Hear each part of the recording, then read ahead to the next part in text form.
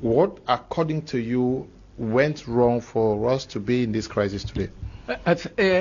Honestly speaking, the government misjudged the gravity and the seriousness of the crisis. I hate to say it, but it should be said. The government thought at one time that it could use money to solve the crisis. And money was actually given to the leaders of the crisis, to some of the leaders. Some of them took them the money and still carried on with the strike. On the other hand,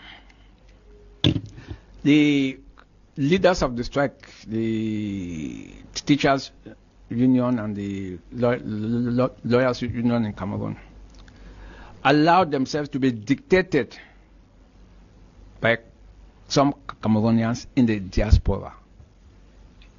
And that was why the number of grievances, which, for instance, the teachers presented, kept on changing from 11 to 15 to 18 to 20, whatever it is.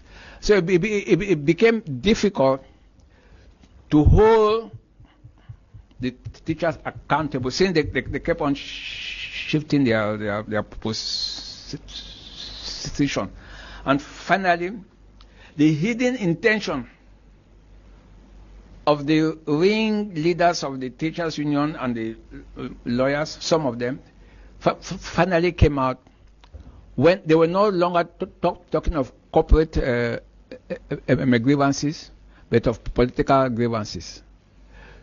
Revisit the form of the state. That now became a different ball game, and the government took the position that the form of the state could not and will not be revisited. But I think the government tried. The major national dialogue was an opportunity for all the parties to sit together and talk. But it should be stated very clearly that the invitations which the government gave, the invitations were also extended to members, the frontline leaders of the Ambazonian cause. And all of them, most of them, refused to attend. Some gave reasons that they were not sure of their security and whatnot. But the fact is that the government sent out invitations to them. And some of them initially accepted to come, but at the end did not come. But I think that the government should get back to the drawing boards, the drawing board, and come out with an inclusive dialogue. But the catch-22 is this: who will represent the Ambazonians? Who? Because right now, most of the Ambazonian frontline leaders in the diaspora have no control over the so-called so many generals on the ground.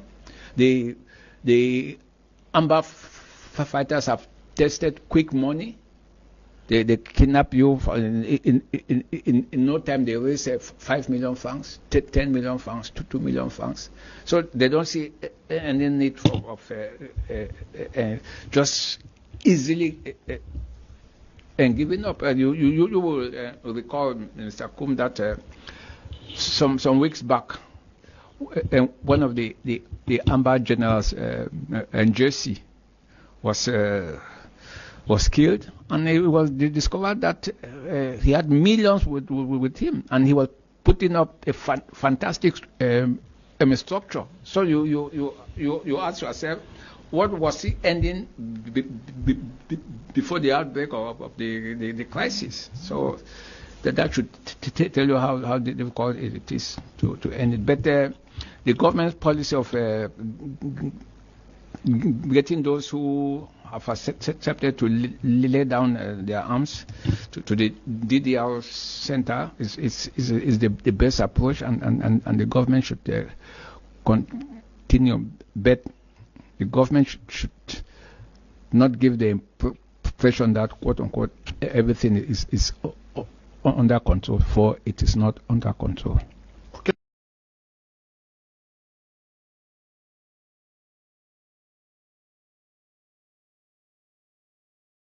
Lesson number one, my country people, talk about it. Listen, whether or not you accept my country people is a force to reckon with.